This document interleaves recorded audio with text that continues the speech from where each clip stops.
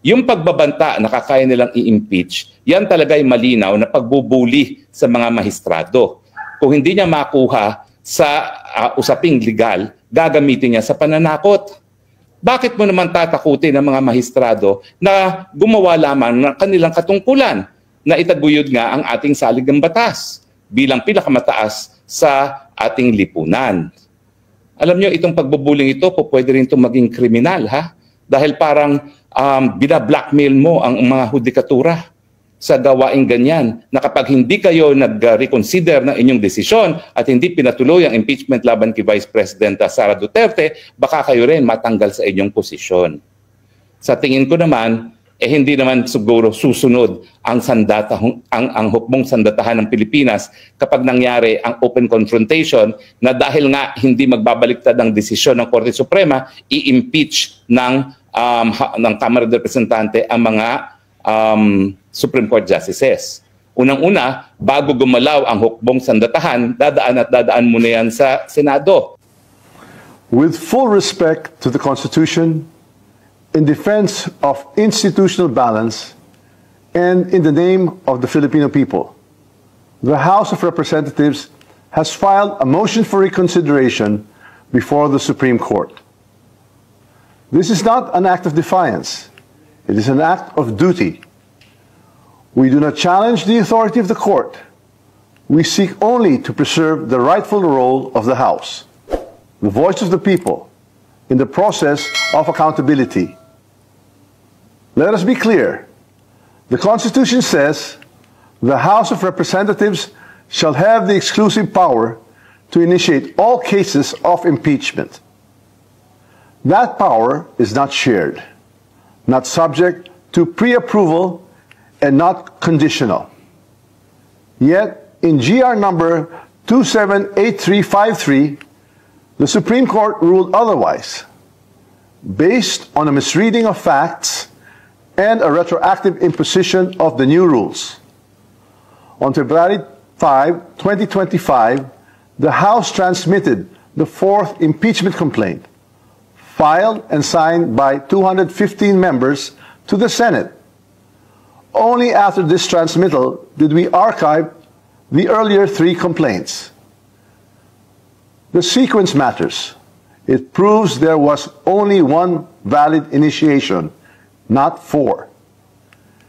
Even the court's own precedent, Francisco versus House, supports this. Only one impeachment can be initiated, and that initiation begins with a one-third endorsement or a referral. That is exactly what the House did.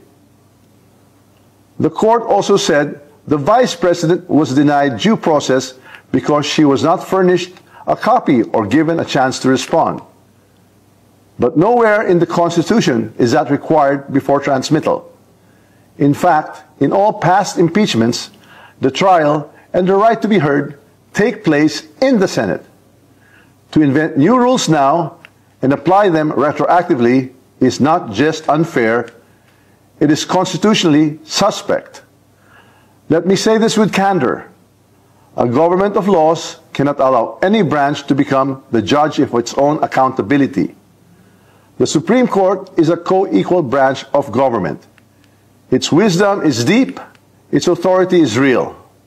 But its members, like the President and the Vice President, are also impeachable officers.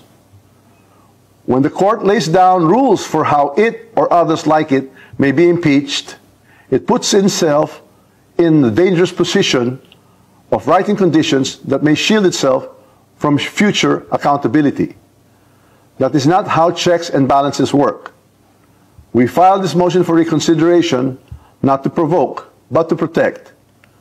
Not to assert supremacy, but to restore balances. Because if impeachments can be blocked by misunderstood facts or rules made after the fact, then accountability is not upheld, it is denied. To dissent is not to defy. To demand accountability is not to destabilize. To insist on constitutional integrity is not to weaken democracy, it is to strengthen it. We speak now not because it is easy, but because it is necessary. The House will not bow in silence. Kasabay ng paghain ng motion for reconsideration ng Kamara de Representante ay ang banta ni Tambaluslos na po pwede ring ma-impeach ang mga justices ng Korte Suprema.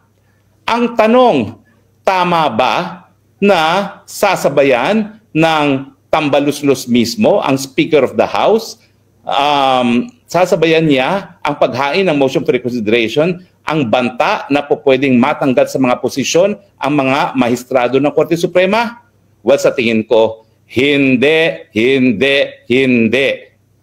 Ang ating Korte Suprema, bagamat sila hindi halal ng bayan, ang kanilang katungkulan ay itaguyod yung supremacy ng ating saligang batas.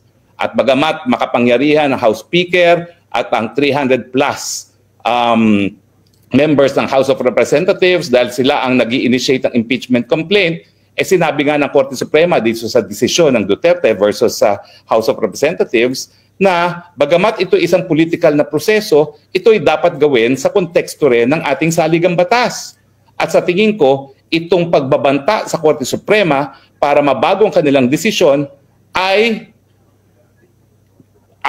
anong tawag dyan? Isang malaking pagtataksil sa ating saligang batas dahil hindi naman sinabi ng saligang batas na yung co-equal branch of government na House of Representatives ay gagamitin yung mga kapangyarihan niya para lamang magkaroon ng desisyon na gusto nilang manggaling sa Korte Suprema.